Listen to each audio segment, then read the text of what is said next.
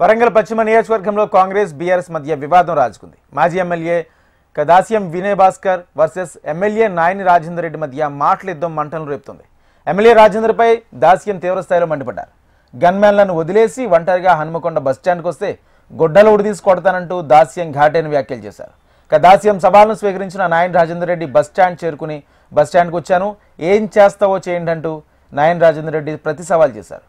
బ్రోకర్ల కంపెనీ నడిపే నువ్వు మాట్లాడితే ఒక విలువ ఉంటుందా అంటూ రాజేందర్ నిప్పులు చెరిగారు. తనపై మాట్లాడే నైతిక హక్కు దాస్యం వినయ్ భాస్కర్ కు లేదంటున్న నాయని రాజేందర్ రెడ్డితో మా ప్రతినిధి Narender face to face. Warangal పశ్చిమ ఎమ్మెల్యే నాయని రాజేందర్ రెడ్డి దమ్ము ధైర్యం ఉంటే గన్మెన్లు లేకుండా హన్మకొండ బస్టాండ్కి వచ్చి తిరుగు, నీ పరిస్థితి ఏంటో తెలుస్తుందని చెప్పేసి మాజీ ఎమ్మెల్యే వినయ్ భాస్కర్ సవాల్ విసిరిండు. ఇప్పుడు మనతో నాయని రాజేందర్ రెడ్డి ఉన్నారు. ఆయన ఒంటరిగా ఇక్కడికి గన్మెన్లు ఎవరు లేకుండా తను ఒంటరిగా వచ్చేసి ఇక్కడ ప్రజలతో మమేకమై తిరుగుతూ ఉన్నారు. అసలు ఏంటి ఆ సవాళ్ళు విసిరిన దానికి మీరు ప్రతి సవాల్గా తీసుకొని ఇక్కడ రావడం జరిగిందా? ఎందుకు ఈ పరిస్థితి ఏర్పడింది? అంటే ఇంతమంది పెద్దలు, ప్రవీణ్ లాంటోడు కొద్దిగా పెద్దల మనిషి, నాకు గౌరవం ఉండే. డిప్యూటీ సీఎం చేసిండు రాజే, అదేంటే అతనంటే ఆయన ఎదవ, దాని గురించి వదిలిపెట్టండి. వినయ్ భాస్కర్ అంటే ఎదవల సంఘానికి అధ్యక్షుడు, కబ్జాల సంఘానికి అధ్యక్షుడు, బ్రోకర్ల సంఘానికి అధ్యక్షుడు. మరి ఇలాంటి వ్యక్తులు ఆరోపణలు చేస్తే మరి నన్ను నేను కూడా చెక్ చేసుకోవాలి కదా. నేను చేసిన తప్పులు ఏమైనా ఉంటే మరి ప్రజలు ఇక్కడ తిరగబడతాను అంటాను, ఇదంటాను కదా.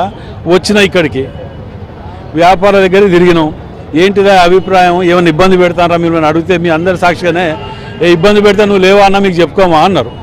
ఇది నా గొప్పతనం. 4 గోడల మధ్యలో కూర్చొని వైట్ కలర్ బ్రోకర్లుగా మాటలు మాట్లాడితే నేను ఏం చేయాలి? నాది నేను చెక్ చేసుకుందామని ఇక్కడికి వచ్చిన, సవాల్ స్వీకరించిన అనుకోండి వచ్చిన. మరి దద్దమ్మలు ఎదవలు ఏం జవాబు చెప్తారో దీనికి చెప్పాలి, అంతేనా కాదా? నువ్వు కట్టిన శిలాపలకాలకు మేము చేస్తాను అంటాడు. నువ్వు కట్టిన ఇండ్లే ఇయ్యలే ఎదవ, నువ్వు నేను ఇచ్చిన ఇండ్లు పంచింది. అలాంటి విధవలు మాట్లాడుతుంటే నేను ఏం చేయాలి? వీళ్ళు పొద్దుగా లేస్తే కబ్జాలు, నీ బాధ్యత వినయ్ భాస్కర్ గారి బాధ్యతల సంఘం ఓ అధ్యక్షుడు, ఓ ఉపాధ్యక్షుడు, వీళ్ళ కబ్జాలు, వీళ్ళ బాధ్యతలు. ఎలక్షన్లప్పుడు ఆటో పెట్టుకొని కూడా తిరిగిండు కొందరు, వీళ్ళ బాధ్యతలు గుర్తున్నదో లేదో మీకు? అంటే ఇలాంటి ఎదవలు ఓ 4 గోడల మధ్యలో కబ్జా పెట్టినట్టు ల్యాండ్లో కూర్చొని మాట్లాడితే నేను ఏం చెప్పాలి? అందుకే ఇవాళ చూస్తున్నాం. మరి ఈ ఏదైతే పథకాలు ప్రకటించి మోసపూరితంగా ప్రవర్తిస్తున్నారు తప్ప ఒక్కటి కూడా ఇంప్లిమెంట్ చేసే పరిస్థితి లేదు. వాళ్ళు అన్నీ కూడా బీఆర్ఎస్ ఏదైతే మొదలుపెట్టిన పనులను పూర్తి చేస్తూ ఫోటోలకు ఫోజులు ఇస్తున్నారని చెప్పేసి విమర్శించడం. అసలు సిగ్గు, శరం, లజ్జ ఉంటే నేను ఒకటి అడుగుతా చెప్పమన్నాడు. దీనికి చర్చకు రమ్మంటే రాలే. హనుమకొండ చౌరస్తాల మీడియా సాక్షిగా నేను చర్చకు రమ్మని చెప్పి పిలిచినా రాలే. సన్న బియ్యం ఇచ్చింది మేము కాదా?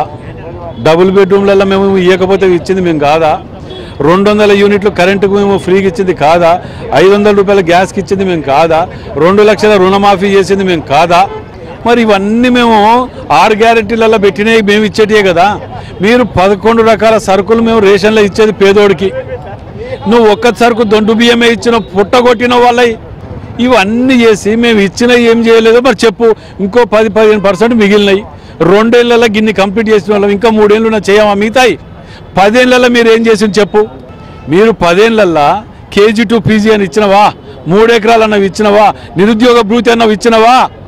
10 ఏళ్లలో చేయని ఎదవలు వీళ్ళు మాట్లాడే అర్హత ఎక్కడిదే వీళ్ళకు?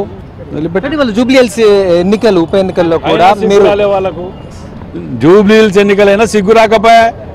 ఇంకా మేము బతికున్నామని చెప్పుకోవడానికి ఇదంతా ఇది చెప్పు ఆరాటం, పోరాటం. అక్కడ మొత్తం కుక్కర్లు డబ్బులు పంచి ప్రజల్ని మోసం చేసి గెలిచాలి కదా, పట్టుకొని చూపించాలి కదా. ఎక్కడున్నాయి కుక్కర్లు, డక్కర్లు, ఎక్కడనే చూపించాలి కదా. అది ఏదిలో కూడా గాడి ఇంట్లో కూర్చొని 1,00,000 మాట్లాడతా.